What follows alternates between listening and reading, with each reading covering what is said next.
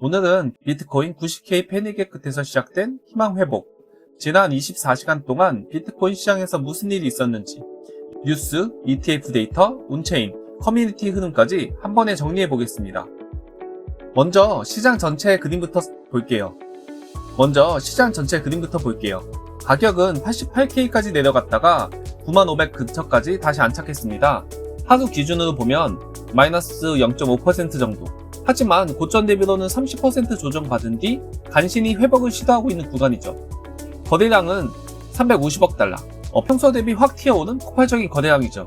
아시아 매도세, BOJ의 매파 스탠스, 그리고 연준의 금리 인하 기대 변화까지 여러 매크로 이슈가 한 번에 겹치면서 시장이 크게 흔들렸습니다.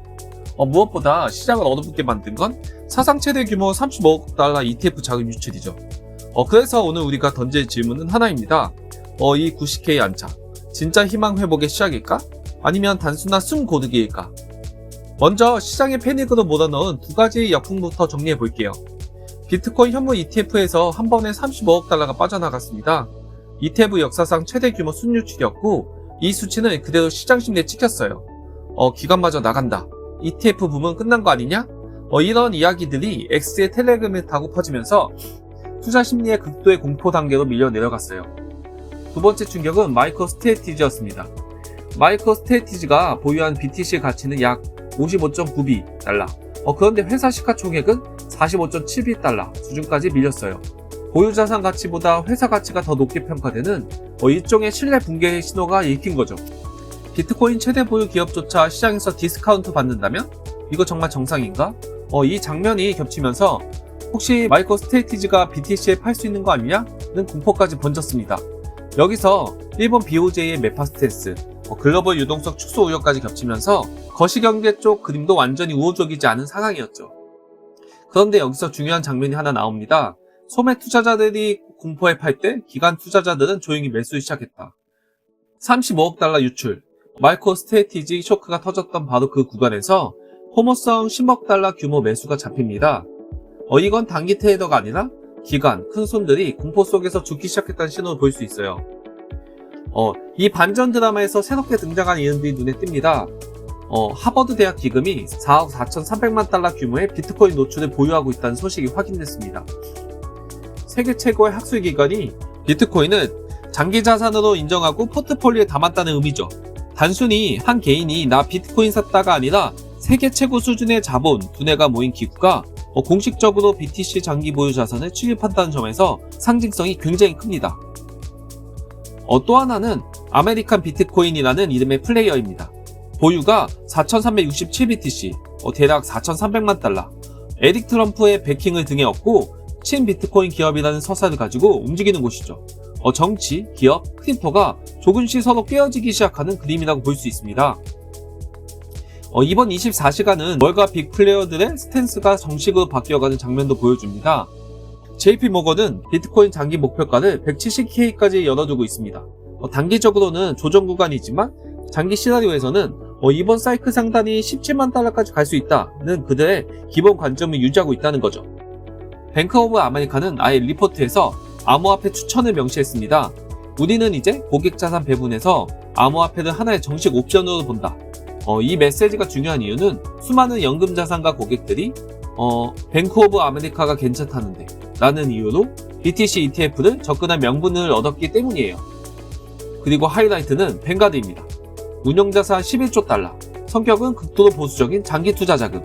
이 뱅가드가 12월 2일부터 비트코인 ETF 거래를 허용합니다. 이 말은 곧 전 세계에서 가장 보수적인 장기 돈이 이제 비트코인 ETF를 공식적으로 매수할 수 있다 라는 뜻이죠. 이 세 플레이어들의 합창은 시장의 톤을 이렇게 바꿉니다. 개인 투자자들은 두려움 속에서 손을 털고 있지만 월스트리트는 이제 본격적으로 들어올 준비를 마쳤다. 데이터를 조금 더 들여다보면 온체인 지표들도 의미 있는 시그널을 줍니다. 먼저 라이브 라이센스 지표가 상승하고 있습니다. 이건 장기 보유자들의 코인이 다시 움직이기 시작했다는 뜻이에요. 역사적으로 이런 패턴은 새로운 강세 사이클 초기 구간에서 자주 등장했습니다. 또 하나는 수익성 완전 리셋이에요. 시장의 미실현 수익 손실 구조를 보면 이번 조정으로 이전 상승 구간에서 쌓였던 이익이 거의 다 씻겨나간 상태예요. 분석가들은 이걸 두고 2026년까지 250K까지 열려있는 장기 강세 시점에 초입이 될 수 있다는 논쟁을 하고 있습니다.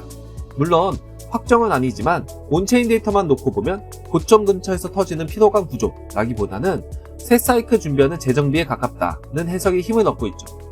엑스와 커뮤니티의 목소리도 흥미롭습니다.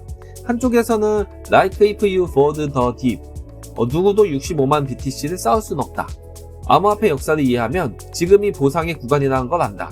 이런 식으로 홀드, 딥매스 바이브가 퍼지고 있습니다. 반대로 마이크로 스트레티지의 움직임은 그냥 체리 얹은 쇼에 불과하다. BTC의 내재 가치에 대한 근본적 질문은 아직 해결되지 않았다. 240K 모델은 과도하다. 이런 회의적 시각도 여전히 존재합니다. 즉, 시장 안에서 희망과 회의가 팽팽하게 맞서는 구간이라는 거죠. 그래서 실시간 정리를 해보면 이렇습니다. 뱅가드의 ETF 접근 허용, BTC 90K 안착, 공포 탐욕 지수는 28까지 회복되며 극단적 공포에서 한 단계 위로 올라왔습니다.